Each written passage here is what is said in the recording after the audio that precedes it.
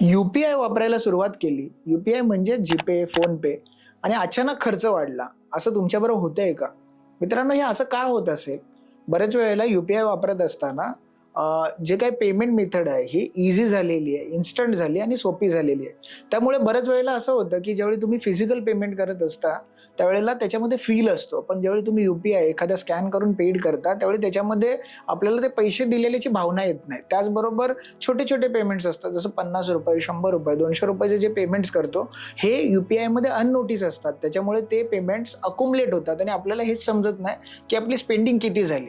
तिसरी गोष्ट म्हणजे ज्यावेळी आपल्या खिशामध्ये पैसे हे लिमिटेड असतात. बऱ्याच वेळेला आपण बाहेर जातो, त्यावेळी आपण खिशामध्ये जास्तीत जास्त 1000, 2000, 5000 एवढेच मेंटेन करतो. पण यूपीआय हे डायरेक्टली आपण आपल्या बँक अकाउंट बरोबर अटॅच केल्यामुळे काय होतं, की तुमच्या बँकेमधले सगळेच पैसे तुम्ही वापरू शकता विदाऊट लिमिट.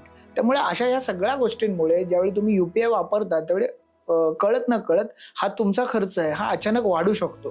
त्यामुळे तुम्हाला यामध्ये एक डिसिप्लिन पाळावं लागेल आणि ह्यामध्ये यूपीआयचं पेमेंट करत असताना खूप साऱ्या गोष्टींची काळजी घ्यावी लागेल.